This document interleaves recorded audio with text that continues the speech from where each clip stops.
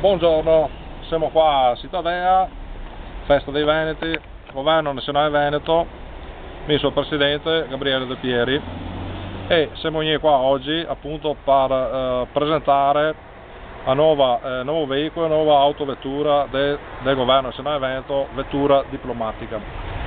Questa vettura qua sta immatricolata col consenso delle Nazioni Unite, che mega dà il consenso appunto all'autodeterminazione dei popoli. Questo è un primo principio di autodeterminazione, e quindi noi altri abbiamo fatto le nostre targhe, i nostri documenti, le nostre assicurazioni, i nostri libretti.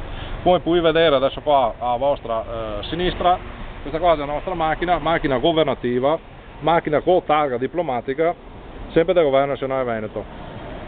Cittadea 7 settembre, Festa dei Veneti, e è un messaggio che lanciamo a tutti quanti i veneti, che se vuoi calori a targa della macchina veneta, qua adesso sono disponibili. Basta che scriva appunto un'email al nostro indirizzo, segreteria Governo Nazionale Veneto, oppure sulla nostra pagina Facebook Governo Nazionale Veneto. Noi altri siamo qua a disposizione per tutti i veneti di buona volontà che appunto hanno intenzione di attuare il principio di autodeterminazione. Da parte mia sono Presidente del Governo Nazionale Veneto, De Pieri Gabriele, vi saluto e ci sentiamo a brevissimo.